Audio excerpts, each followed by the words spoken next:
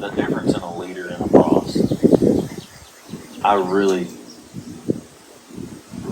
try to embrace leadership over being a boss. And it was a struggle. Because I felt like every mistake they made, I wore at one point. It was a direct reflection of me, and that's not true. Being a leader, it requires you to trust the men that you are paying to do that job. And I also learned that having expectations are the quickest way to get your feelings hurt. We can have standards. Let's set standards. That's a different deal. If you're not meeting the standard, then that's a different conversation. But an expectation is going to get your feelings hurt. And I was sure I had a young man that I just knew he was going to look this way in this business. He was going to do these things and be great. And he didn't look like that. He's a good guy, don't get me wrong, but him and I butted heads. And a lot of that was because he didn't look like what I thought he was going to look like in the operation. And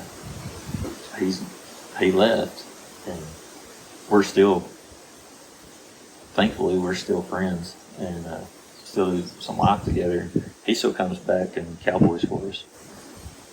When you allow men or employees to own their role, it is a difference maker in them, and then they become more invested in even their performance.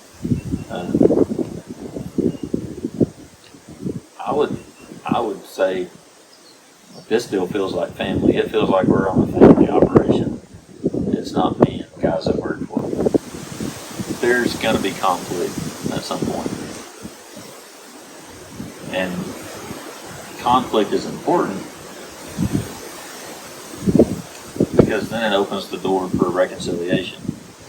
But it takes somebody being humble to seek reconciliation. And there's been a lot of times that I had to apologize and humble myself and admit where I was wrong and that I was wrong, in whatever circumstance it was. And I think that goes a long ways.